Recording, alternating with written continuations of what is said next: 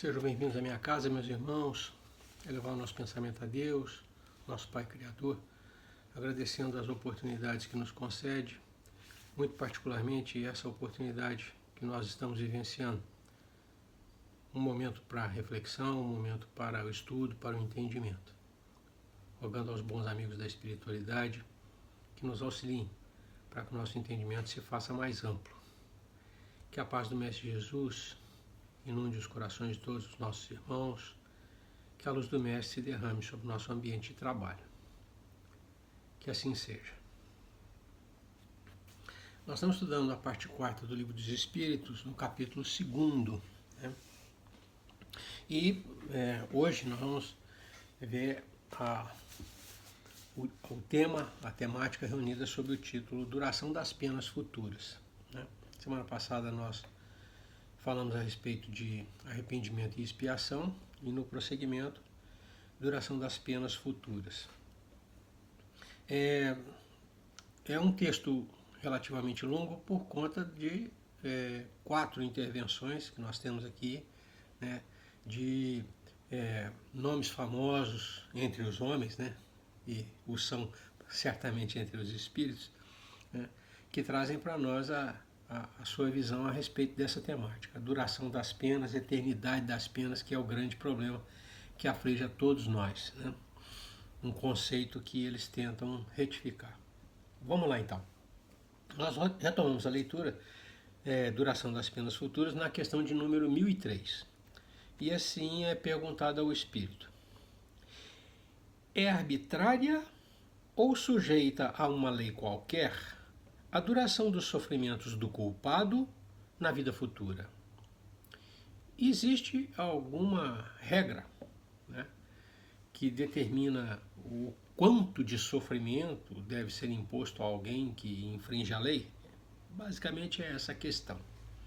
E o Espírito responde laconicamente. Ele diz: Deus nunca obra caprichosamente e tudo no universo se rege por leis em que a sua sabedoria e a sua bondade se revelam. Então, efetivamente, uma obra deste tamanho, dessa magnitude, com esse nível de coordenação, não seria diferente, né? Existem, obviamente, regras que definem, né, o quanto, né, se deve cumprir de pena. O que eu chamaria a atenção, né, é exatamente essa ênfase que o Espírito dá. Deus nunca obra caprichosamente, ou seja, ele não toma nenhuma decisão de sopetão, né, ou porque ele está hoje de maus bofes ou está muito eufórico. Não é assim que funciona na obra de Deus, né? Tudo foi elaborado seguindo uma regulamentação, uma regra, um regramento. E esse regramento é o que garante essa coordenação, essa harmonia existente entre todos os elementos da criação. Então, ele diz, não obra caprichosamente, foi elaborado, foi pensado, foi organizado, né?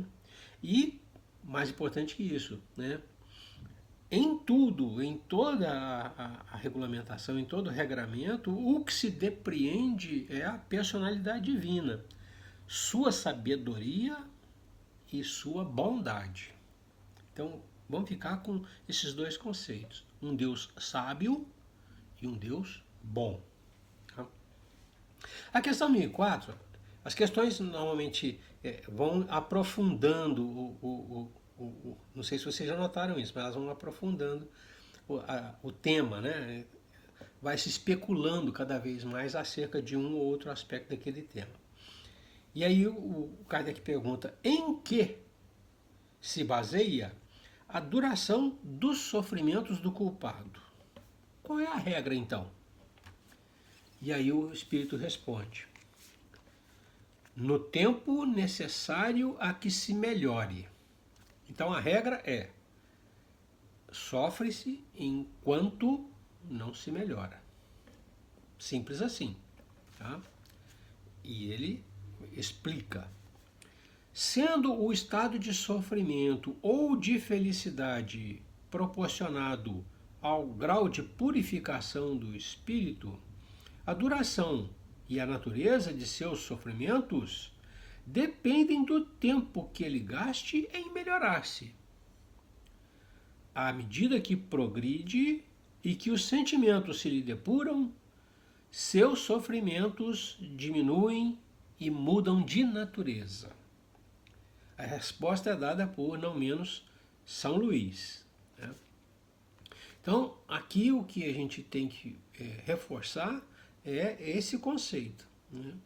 O sofrimento persiste enquanto a gente se mantém no erro, enquanto a gente está na condição errada. Quando a gente se melhora, quando a gente corrige o erro, o sofrimento desaparece. Então, essa é a regra, né, que Deus estipulou para, abre, fecha aspas, vou usar abre e fecha aspas, o castigo. Né? Na verdade, a consequência. Né? Então, um erro que acarreta uma consequência. Muito bem. O Kardec aprofunda mais ainda. Ao espírito sofredor, o tempo se afigura tão ou menos longo do que quando estava vivo. Já notaram que quando a gente está numa situação delicada, que nos constrange, que nos infelicita, parece que o tempo passa mais devagar? Né? Não é diferente, né, com o espírito na erraticidade. Então, a pergunta do Kardec a noção de tempo, a noção do tempo, né, é a mesma quando a gente está na erraticidade, e o que é pior, né, quando a gente está em sofrimento, a noção de tempo é a mesma. A gente já sabe que em estado de felicidade parece que o tempo escoa mais rápido, em estado de sofrimento parece que ele escoa mais lento. Né? Mas o Kardec faz a questão. E aí o Espírito responde. O tempo parece-lhe mais longo. Para ele não existe o sono. Só para os espíritos que já chegaram a certo grau de purificação, o tempo, por assim dizer, se apaga diante do infinito. Na verdade, a ideia que a gente tem que ficar é essa que o Espírito coloca. Parece mais longo, né, não só pela questão de estar em desconforto, estar em conflito, mas também porque o Espírito já não tem mais como se furtar à consequência. Então, a gente, quando está encarnado, né, a carne nos serve como um amortecedor, como freio, como esconderijo. A gente usa o corpo de carne e a condição de relação no mundo encarnado, né, às vezes se furtando à consequência dos nossos males, né, se escondendo. Mas o espírito não tem essa condição. Né? Ele está no seu estado natural, na sua essência. Então, ele diz, parece-lhe mais longo. Para ele não existe o sono, que para nós, né, corresponde a um momento, né, de, vamos dizer assim, de descontração. Né? Você consegue, no sono, né, fugir um pouco dessa realidade. Ele faz outra consideração aqui muito interessante. Né? Quem está em sofrimento mantém essa percepção nossa de que o tempo corre muito vagarosamente. Né? Mas quem está em felicidade, e os espíritos puros que ele diz, né, os que já chegaram a certo grau de purificação, né, o tempo escoa, né, com uma velocidade, a velocidade não é maior, mas com a sensação de velocidade maior. E ele diz, quem está nesse estado de satisfação, né, olha a eternidade, olha vamos dizer assim, o todo da vivência, o todo da vida, né? E não se prende num fragmento. Né? Porque a gente se prende no fragmento porque o fragmento é aquele ponto de sofrimento, é o intervalo de sofrimento, é a questão mais mal resolvida. Para o espírito purificado não tem questão mal resolvida. Né? Então, o tempo para ele perde essa significação. né? Diante da eternidade, diante do infinito, o momento ou o fragmento de tempo perde a significação. A questão número 1006, né? Kardec pergunta: poderiam durar eternamente os sofrimentos do espírito? E essa é a questão. O tal do castigo eterno, né? As penas eternas, que muitas religiões apregoam ainda, né? O espírito responde, e eu chamaria a atenção para a lógica que a resposta tem. Ele diz assim: poderiam durar eternamente os sofrimentos do espírito? Responde: poderiam, se ele pudesse ser mal eternamente. Isto é, se jamais se arrependesse e melhorasse, sofreria eternamente. Voltando à questão de número 1004, né, a duração dos sofrimentos, tempo necessário para que se melhore.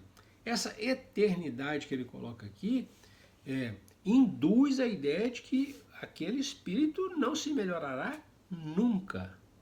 Permanecerá naquela condição para sempre, eternamente. E ele diz: se ele pudesse ser eternamente mal.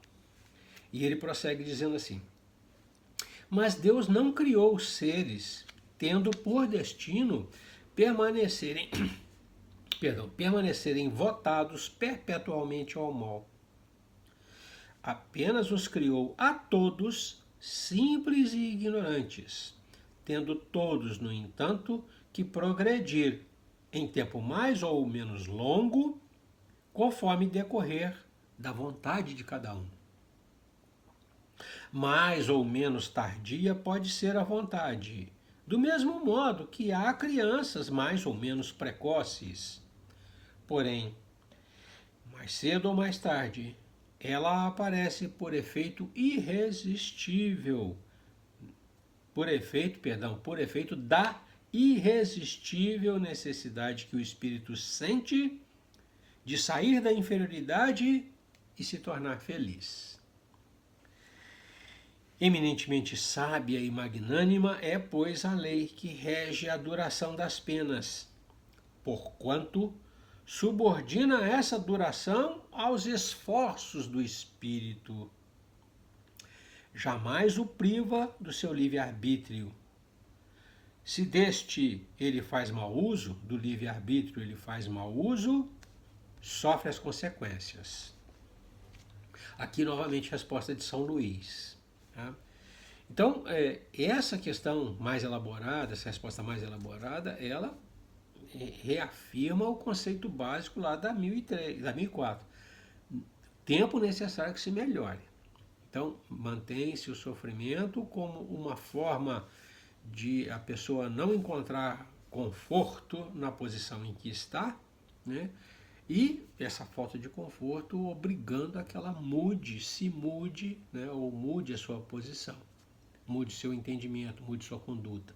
Tá? Então ele diz, o tempo mais ou menos longo para que a criatura saia dessa condição de sofrimento decorre da vontade de cada um. Tem gente que tem uma resistência maior, né? Gosta de sofrer e resiste mais tempo, né? Na condição errática de erro. Né? Outros já cedem logo, já se declaram logo cansados, né? Do pouco sofrimento que tem e tratam de se corrigir. Né? Então, esse conceito é também importante. Esforço. Ele diz, Deus subordina a duração da pena aos esforços do espírito. Que esforços? No sentido de se melhorar, de corrigir o erro. Né? Jamais o priva de seu livre-arbítrio. Deixa livre a escolha. Se faz mau uso, assume a consequência. Se a consequência lhe causa desconforto, muda de posição, muda de atitude. Né? Essa é a ideia da 1006. Vamos dizer assim, seria a ideia central da resposta do Espírito, da 1006. Prosseguindo, né, aqui na 1006, ele pergunta de aqueles que ou da duração eterna das penas, né? E aqui na 1007 ele pergunta se existem espíritos tão duros que não se arrependem. Ele diz: haverá espíritos que nunca se arrependem? E o espírito orientador responde: aos de entendimento tardio, perdão, aos de arrependimento tardio. Porém, pretender-se que nunca se melhorarão fora negar a lei do progresso e dizer que a criança não pode tornar-se homem. Novamente, São Luís assina. Aqui a gente tem que ter essa ideia, né? A criatura não pode, não tem como a criatura sobrepujar seu Criador, né? Deus nos criou para a perfeição.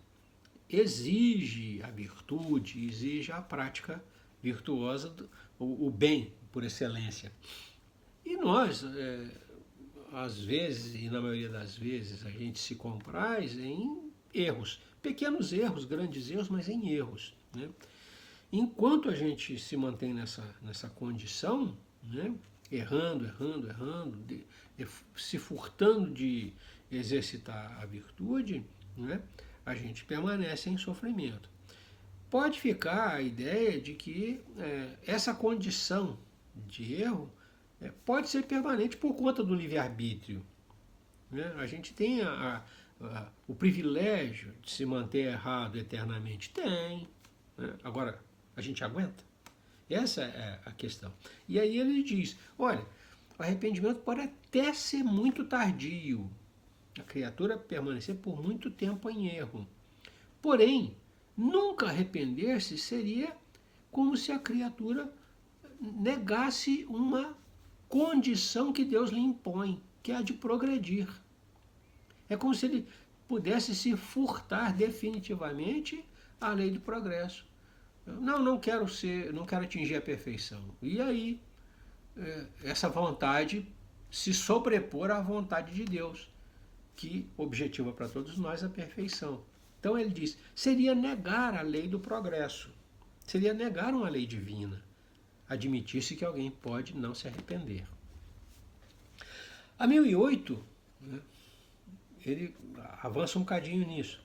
Ele diz assim, depende sempre da vontade do espírito a duração das penas. Nós já vimos lá atrás, né, que a duração é enquanto a gente não se melhora, né? Na sequência a gente viu que a duração da pena, né, é proporcional ao esforço que o espírito faz. Quanto mais esforço ele faz, menor é a duração da pena. Esforço para se corrigir, obviamente, né? E aqui o Kardec retorna nessa tecla. Depende sempre da vontade do espírito a duração das penas. Ou, de outra forma, algumas não haverá que lhe sejam impostas por tempo determinado. O espírito responde, sim, algumas são impostas por tempo determinado. Sim, ao espírito podem ser impostas penas por determinado tempo. Mas Deus, que só quer o bem de suas criaturas, acolhe sempre o arrependimento. E infrutífero jamais fica o desejo que o espírito manifeste de se melhorar. A lei dos homens, que é imperfeita, já prevê isso, né? Que as criaturas não precisem cumprir a totalidade das suas penas, né? Deus também tem esse princípio. Então, uma vez que a criatura se melhore no decurso da pena que lhe foi imposta, é hora de cessar a pena. É hora de reabilitar o culpado. Essa é a perspectiva. Então ele diz, sim, algumas podem ser impostas por tempo determinado, mas esse tempo não é fatal. 10 anos, 10 anos.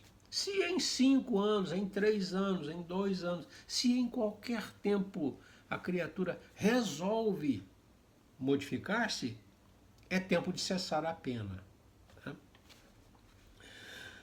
E a questão 1009, né, por fim, né, trata das chamadas penas eternas, que é o grande tabu que a gente carrega. Né? Nós achamos que, uma vez condenados, estamos condenados irremediavelmente. Né? Muitas religiões, né, ainda apregoam isso com uma insistência muito grande, a ponto de constranger os seus seguidores. Aquilo funciona como a imagem do inferno, né? O fogo que consome que queima sem consumir. Essa é a ideia, né? Então aqui ele pergunta assim, Kardec pergunta ao Espírito. Assim, as penas impostas, essa questão se liga à anterior, as penas impostas jamais o são por toda a eternidade? O Espírito já tinha respondido que as penas impostas, né, podem ser revistas se a criatura se melhorou no curso daquela pena. E aqui o Kardec reforça a ideia, ele pergunta de uma outra maneira para, vamos dizer assim, colocar a ideia do Espírito bem às claras, né, a orientação dele bem clara. Aí ele pergunta, as penas impostas jamais o são por toda a eternidade? Penas eternas. Aqui nós temos 4 respostas. A primeira de Santo Agostinho, um dos teólogos mais importantes da Igreja Católica. A segunda de Lamennais, filósofo, sacerdote francês também.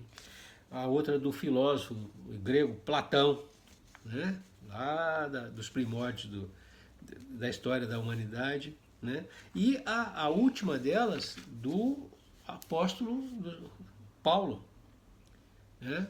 O apóstolo dos gentios. Bom, vamos ler uma por uma, né? E eu vou comentar muito pouco, porque o comentário que o Kardec faz ao final é excepcional. Então, aqui se trata de o conceito, né? Eternidade, penas impostas à eternidade. E a pergunta, assim as penas impostas jamais o são por toda a eternidade? Responde Santo Agostinho.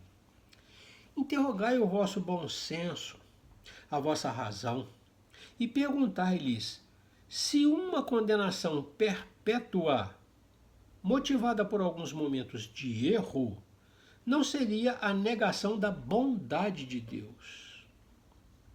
Em tudo na lei de Deus a gente vê sabedoria e bondade. Foi a primeira resposta. Né?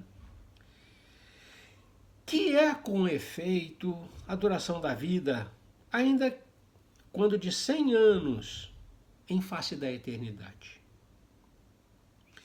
Eternidade. Compreendeis bem esta palavra? Sofrimentos, torturas sem fim, sem esperanças, por causa de algumas faltas. O vosso juízo não repele semelhante ideia? Que os antigos tenham considerado o Senhor do Universo um Deus terrível, cioso, ciumento e vingativo, concebe-se. Na ignorância em que se achavam, atribuíam à divindade as paixões dos homens. Esse, todavia, não é o Deus dos cristãos, que classifica como virtudes primordiais o amor, a caridade, a misericórdia, o esquecimento das ofensas. Poderia ele, Deus, carecer das qualidades cuja posse ele prescreve como um dever às suas criaturas? Não haveria contradição em se lhe atribuir a bondade infinita e a vingança também infinita? Dizeis que, acima de tudo, ele é justo e que o homem não lhe compreende a justiça.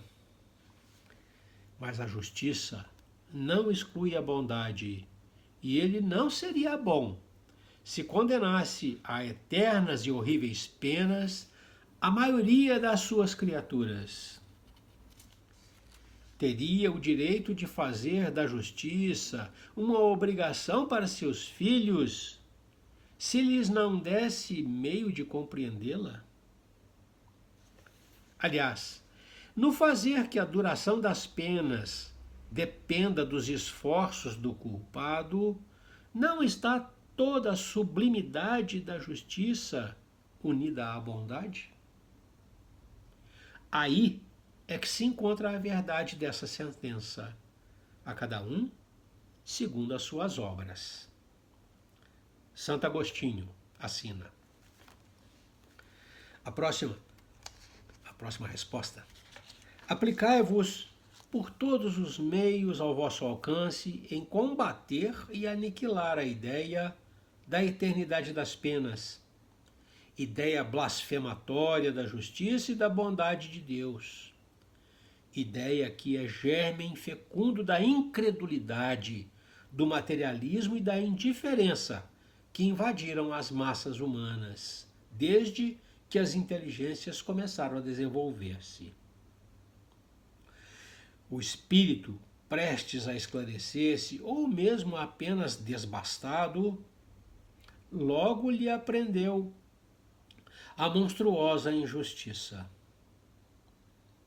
Logo lhe apreendeu, logo lhe captou, identificou a monstruosa injustiça, esse conceito da eternidade.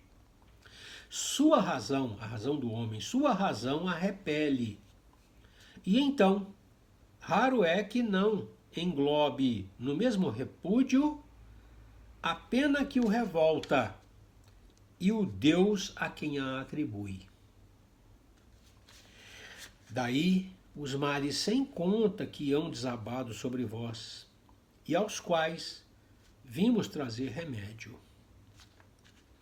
Tanto mais fácil será a tarefa que vos apontamos, quanto é certo que todas as autoridades em quem se apoiam os defensores de tal crença evitaram todas pronunciar-se formalmente a respeito. Nem os concílios, nem os pais da Igreja resolveram essa grave questão.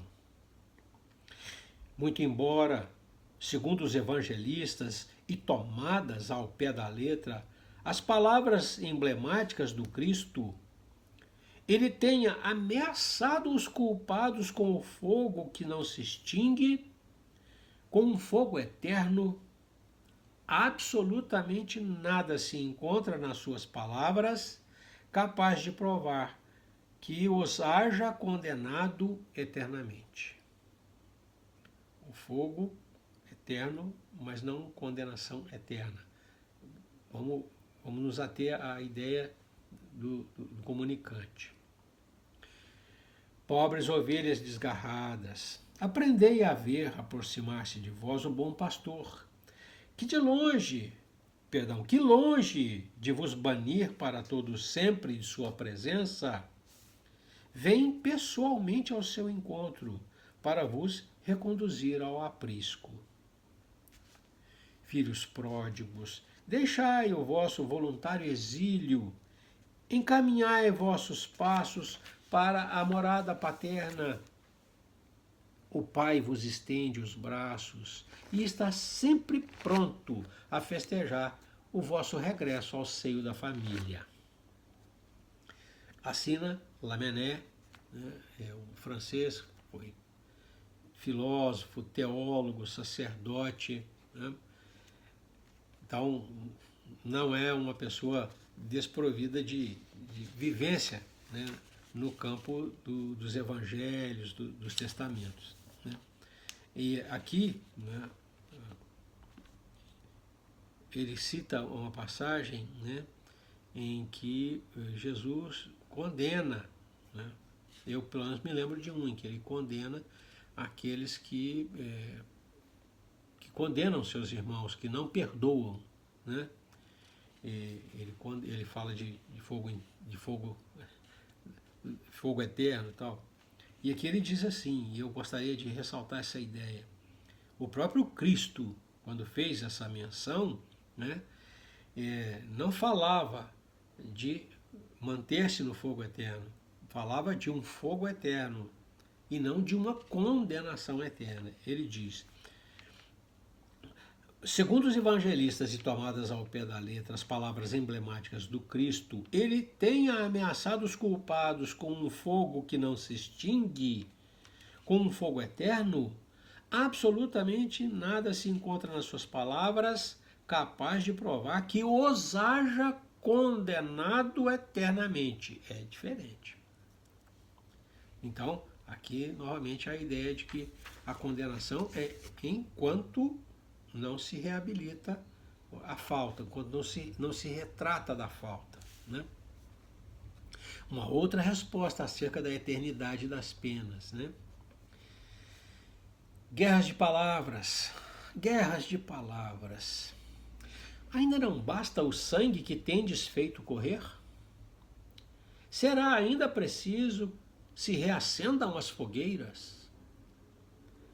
Discutem sobre palavras, eternidade das penas, eternidade dos castigos.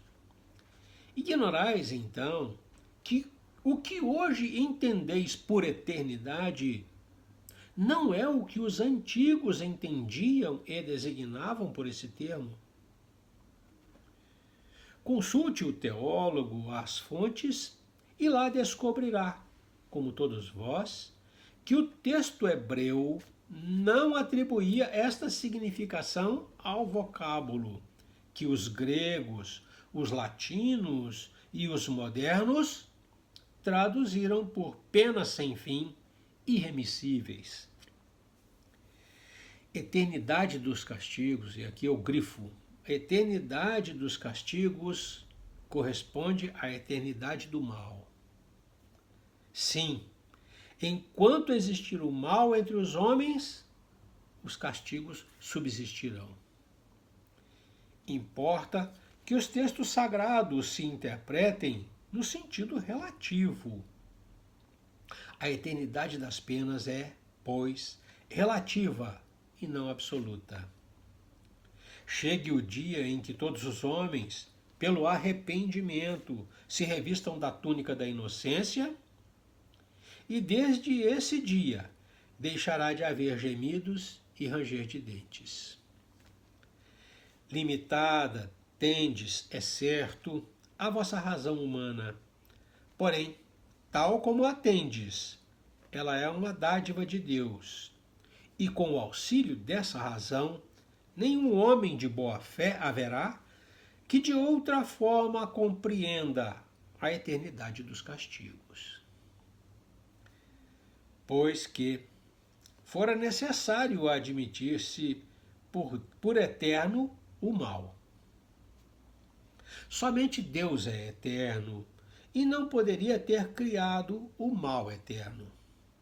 Do contrário, forçoso seria tirar-se-lhe o mais magnífico dos seus atributos, o soberano poder, porquanto não é soberanamente poderoso aquele que cria um elemento destruidor de suas obras. Humanidade, humanidade, não mergulhes mais os teus tristes olhares nas profundezas da terra, procurando aí os castigos. Chora, espera, espia e refugia-te na ideia de um Deus intrinsecamente bom, absolutamente poderoso, essencialmente justo. Platão. E por fim, a última resposta. Penas eternas. Gravitar para a unidade divina, eis o fim da humanidade. Para atingi-lo, 3 coisas são necessárias: a justiça, o amor e a ciência. 3 coisas lhe são opostas e contrárias: a ignorância, o ódio e a injustiça. Pois bem, digo-vos em verdade que mentis a estes princípios fundamentais, comprometendo a ideia de Deus com o lhe exagerardes a severidade. Duplamente a comprometeis a ideia de Deus. Duplamente a comprometeis, deixando que no espírito da criatura penetre a suposição de que há nela, criatura, mais clemência, mais virtude, amor e verdadeira justiça do que atribuís ao ser infinito. Destruís mesmo a ideia do inferno, tornando-o ridículo e inadmissível às vossas crenças,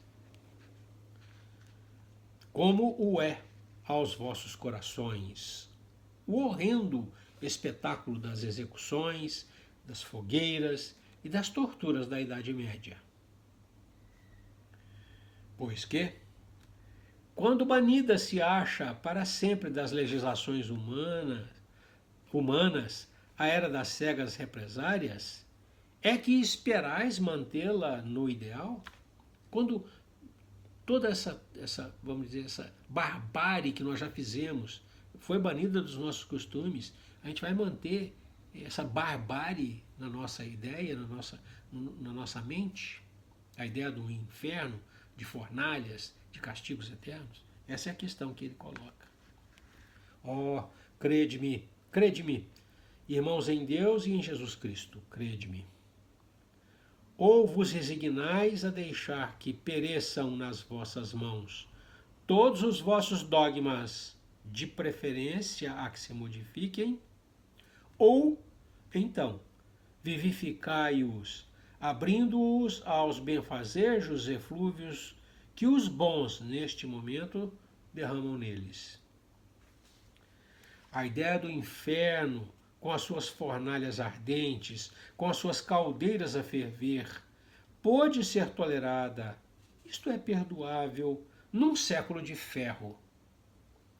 Porém, no século XIX, não passa de vão fantasma, próprio, quando muito, para amedrontar criancinhas, e em que estas, crescendo um pouco, logo deixam de crer.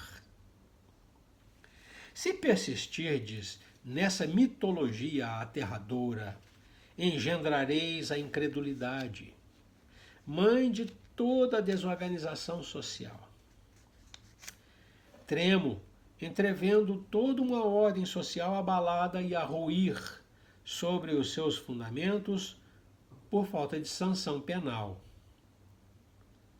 Homens de fé ardente e viva, vanguardeiros do dia da luz, mãos à obra, não para manter fábulas que envelheceram e se desacreditaram, mas para reavivar, revivificar a verdadeira sanção penal sob formas condizentes com os vossos costumes, os vossos sentimentos e as luzes da vossa época. Quem é, com efeito, o culpado? É aquele que, por um desvio, por um falso movimento da alma, se afasta do objetivo da criação, que consiste no culto harmonioso do belo, do bem, idealizados pelo arquétipo humano, pelo homem-deus, por Jesus Cristo. Que é o castigo? A consequência natural, derivada desse falso movimento. Uma certa soma de dores necessária a desgostá-lo de sua deformidade pela experimentação do sofrimento. O castigo é o aguilhão que estimula a alma, pela amargura, a se dobrar sobre si mesma e a buscar o porto de salvação. O castigo só tem por fim a reabilitação, a redenção.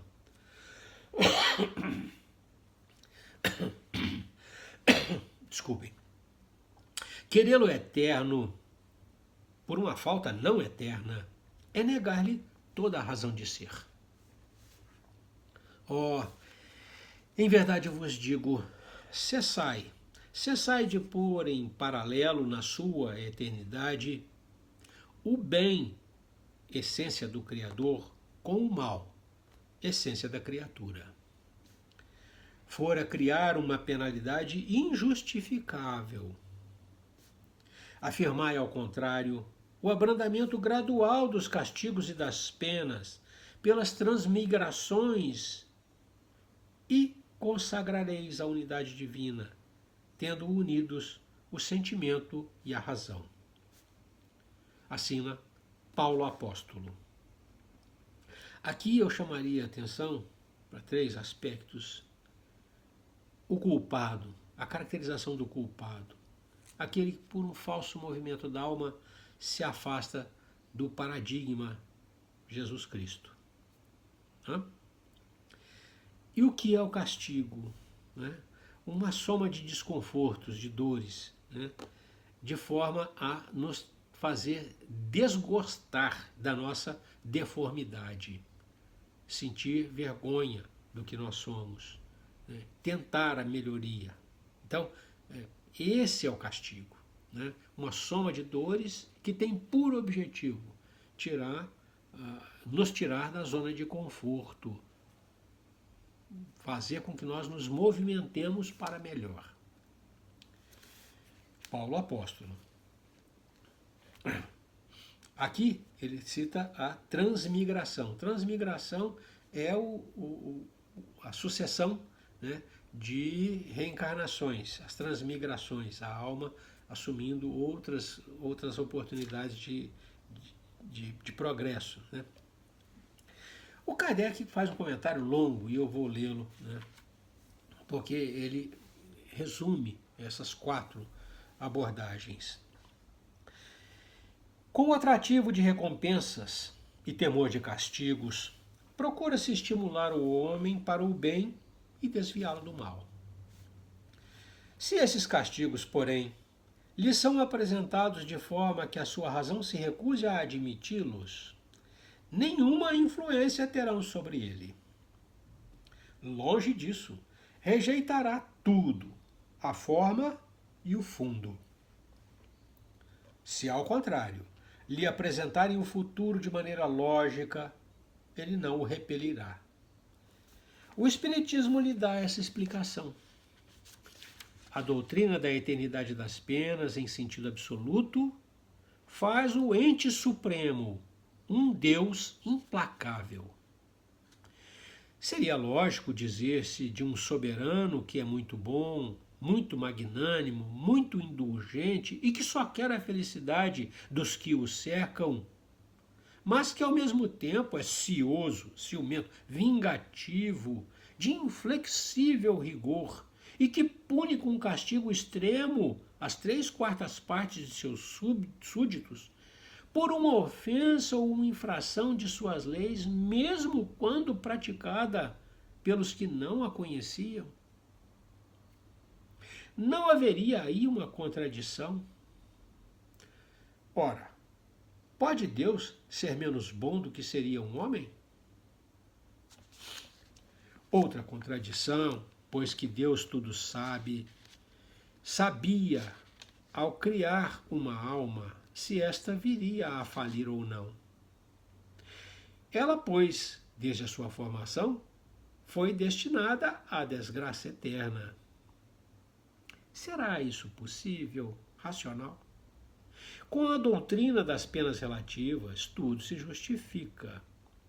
Deus sabia sem dúvida que ela faliria, mas lhe deu os meios de se instruir pela sua própria experiência, mediante suas próprias faltas. É necessário que expie seus erros, para melhor se firmar no bem, mas a porta da esperança não se lhe fecha para sempre. E Deus faz que dos esforços que ela empregue para o conseguir dependa a sua redenção. Isso toda a gente pode compreender, e a mais meticulosa lógica pode admitir. Menos céticos haveria se, desse ponto de vista, fossem apresentadas as penas futuras. Na linguagem vulgar, eterno é muitas vezes empregada figuradamente para designar uma coisa de longa duração, cujo termo não se prevê. Embora se saiba muito bem que esse termo existe. Dizemos, por exemplo, os gelos eternos das altas montanhas, dos polos, embora saibamos, de um lado, que o mundo físico pode ter fim, e, de outro lado, que o estado dessas regiões pode mudar pelo deslocamento normal do eixo da Terra, ou por um cataclismo. Nós estamos vendo agora aquecimento global. Assim, neste caso, o vocábulo eterno não quer dizer perpétuo ao infinito. Quando sofremos de uma enfermidade duradoura, dizemos que o nosso mal é eterno. Que há, pois, de admirar em que espíritos que sofrem há anos, há séculos, há milênios mesmo, assim também se exprimam. Não esqueçamos, principalmente, que, não lhes permitindo a sua inferioridade divisar o ponto extremo do caminho, o fim do sofrimento, creem terão de sofrer sempre, o que lhes é uma punição. Demais, a doutrina do fogo material, das fornalhas e das torturas, tomadas ao tártaro do paganismo, está hoje completamente abandonada pela alta teologia. E só nas escolas esses aterradores quadros alegóricos ainda são apresentados como verdades positivas por alguns homens mais zelosos do que instruídos, que assim agindo, cometem grave erro, porquanto as imaginações juvenis, libertando-se dos terrores, poderão ir aumentando o número dos incrédulos.